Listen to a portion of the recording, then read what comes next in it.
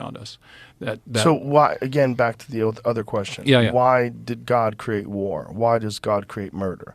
Why does God create all the horrific things we see in the news, school shootings? Why would God create a mind that acts in that way? Well, I think the traditional... Why would God create a mind to do evil, to hate their neighbor, to lust, to have envy, to be boastful, to be prideful, to murder someone? Did God create us to do that? Did God give us the mind to do that? Really? No, I don't think so. God gave us a choice, free will. We see that in the garden. Adam and Eve, you have a choice. You can be my representatives in the Garden of Eden, or you can disobey me. And we saw them choose their own way. Self-serving, egotistical, narcissistic people, human beings. We love to go our own way and do what pleases us, to give ourselves self-gratification. And that's what sin is all about. It's all about you. It's not about anyone else. It's all about you doing what you want to do, what you desire. Do your will. Not do his will, but do your will. That's what sin is. So God didn't create us and give us a mind to do evil. He gave us free choices to love our neighbors or kick my neighbor in the shin. The choice is mine. It's my choice. Nobody has a string around my neck or my hand forcing me to kick somebody in the shin. That's your own will. That's your own desires. That doesn't come from the Father, but that comes from you. This is not God's design for us to do that which is evil, to do that which hurts our neighbor. That's not God's intention for humanity. Theistic answer to that is the free will defense. It's not that God created those things. He created free agents, knowing that it was better to create free agents who had the ability to choose, and therefore to choose to love him or not, or love each other or not, than it was to create puppets. But with that decision to create free moral agents, there was also the risk that people would use that freedom for to exploit others and to harm others. Sorry, but how do you react to the argument of determinism then in the face of this argument? Determinism, in my opinion, it just takes away all accountability. You have no accountability because I was determined to do wrong. So if I was determined to run somebody over and now you try to blame me, I couldn't change it. I was determined to do that. How can that be my fault? It's not my fault. I was determined this way. And there's nothing I can do about it. If something is determined, there's no accountability for anyone. None at all. That God created free will. Unpack that a little for me. Determinism. Yeah, the concept that like when you see someone who's in jail, say he made a bad decision, he went to jail. Right. But if you go back through that person's life, you go through their their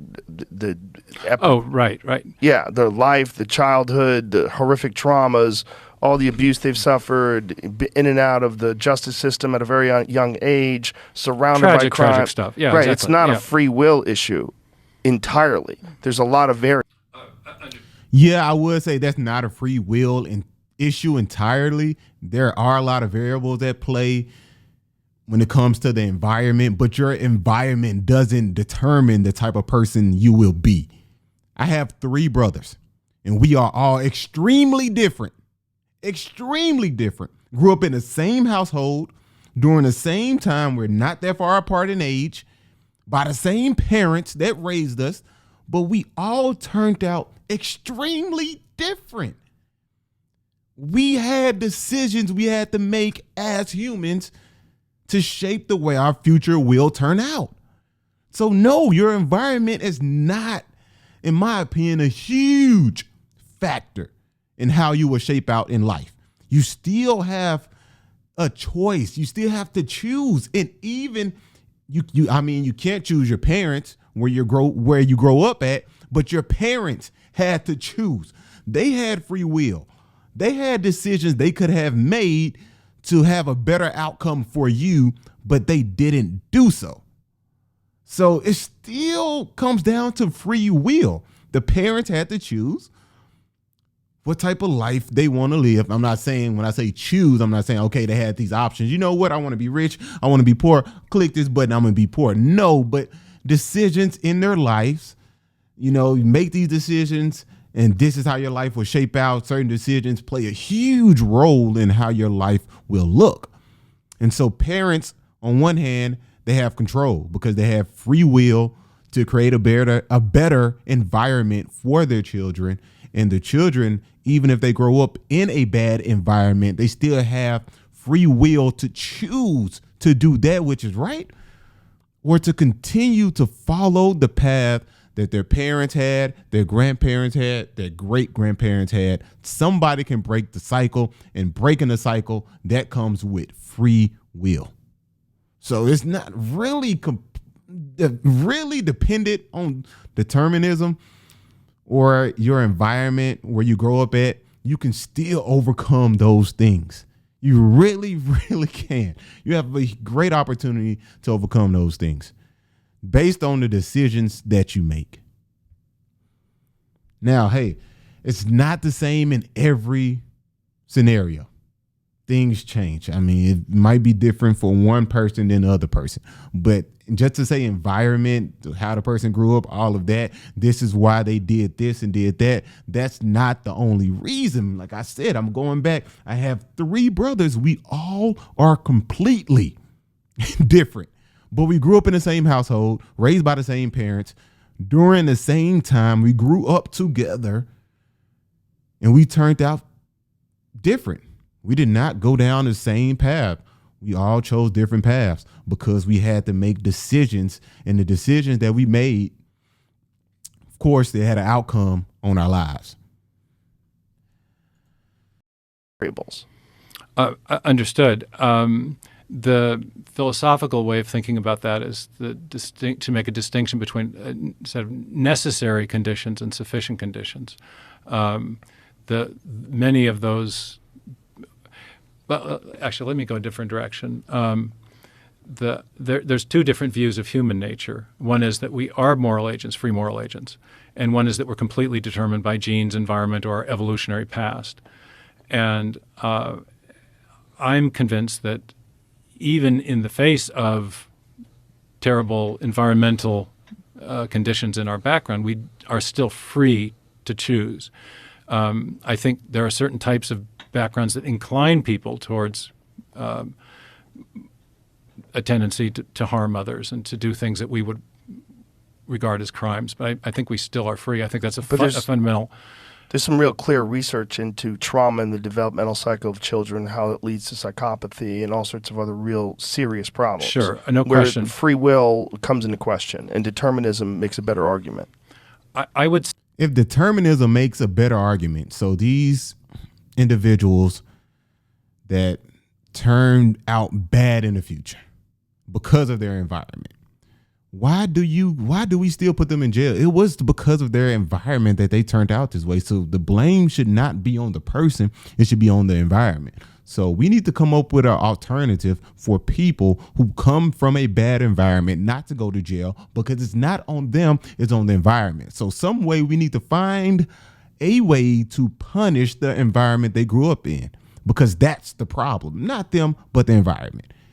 And I don't think that can work in any universe. There's a great philosopher of mind. How do you respond to that? I would say that those are predisposing inclinations that are probably necessary to explain the behavior, but not sufficient. That I think even in the face of things that incline us towards certain courses of action, we still have choice. And I think there's a lot of brain physiological research that shows that supports the idea that the mind is not completely determined by the neurophysiological correlates or the underlying Right. brain chemistry. Are we isolating for any reason? What's that? Are we isolating these two variables for any reason, whether it's determinism or free will? Like why what does one have to win out? Are Well, we not? I would agree. I think but if you allow any free will at all, then we're not completely determined. In which, But no one's yeah. saying completely. Yeah. I mean, Right. Well, then- determinism yeah. proponents are. then we're agreeing, Joe. I once heard an excellent lecture from Berkeley philosopher of mind, John Searle, and he was the guy who did that famous Chinese room paradox. And What is that? It's not that famous. well, okay, let's Sorry, go ahead. bracket and I'll get to the main point. I'm a comedian. The main thing is, and he showed that with all the research we've had in brain science and neuroscience, we've shown that there are lots of things that are necessary conditions of certain brain states, and necessary conditions, physiological, necessary physiological. So to have a certain brain state, there must be there are underlying physiological correlates that must be in place. To use that brain state to make a certain course of action, to accomplish a certain course of action, also there are necessary necessary conditions, necessary correlates. But he showed but we've never in the research showed that have closed the gap between necessary and sufficient. That just because those states are there doesn't mean that someone is forced to make that choice or to undertake that course of action. We're not And forced. so I think even you though have- You're aware we're in of this that as a environment, person, you're though, not right? forced. I'm aware of that as a to person all the make time. that I choice. I wake up your grumpy in the morning because I environment didn't get is enough sleep. It pushing doesn't mean you I to- have to No, slap that's one of my a great kids. way to Of put it. course, yeah. So But that's why it's kind of a combination of the things. it is a combination. But in saying it's a combination, you and I are saying the same thing. Yeah. There's an element of agency that is retained. I would say for almost all people. I do think there are people who have lost it, if you will, in the sense. I mean, I think there is a legitimate insanity plea. Sure. But it's been way overused because we have an underlying commitment to materialism and determinism. Here, let me tell you a story that. But let me step in that. Yeah, go ahead. We also have psych drugs. There's a real issue with that as well. There's a lot of people that are on medications, and medications have horrible side effects and unintended effects, and there's a lot of that as well. Yeah, I agree. I'm a big fan of the work of Jeffrey Schwartz, the UCLA psychiatrist, has written the book "You Are Not Your Brain," and he shows that those psychotherapeutic drugs can be helpful in stabilizing people, but that for many anxiety disorders, it's also really important to retrain the thinking patterns that lead to anxiety. That there's a mind over matter aspect as well as the material substrate aspect. And I think you and I are saying the same thing effectively. That if you say there's a combination of factors involved and one of them is our own human agency, then we're saying that we retain free will even in the face of predisposing materialistic factors. If I could, please, a story, yeah. okay, because we're getting pretty heady and philosophical. Yeah, it's all good. So It's good stuff. 1925 is the famous Scopes trial with Clarence Darrow. The year or two before that, I can't remember the exact year, there's a famous Leopold and Loeb case in Chicago. Two young college students commit a horrific murder. They're taking philosophy courses from a professor who is an advocate or a proponent of Nietzschean, the Nietzschean Übermensch, the idea of the overman, and that saying that that we need that the really enlightened person extricates themselves from bourgeois morality and chooses their own morality. And so these two young college students end up killing a 12-year-old boy for the thrill of it, was the justification.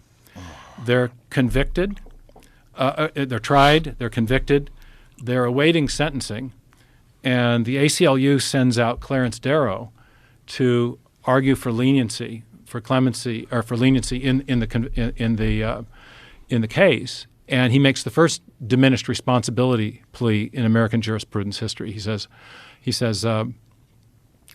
was Dickie Loeb to blame because of the infinite forces that were at work in him through the evolutionary millions of years before, And so he appeals to evolutionary determinism to say that these two young guys were not responsible for what they had done, and that basically our genes, our environment, and the evolutionary process that programmed these inclinations into these young men is the real culprit, is what was responsible.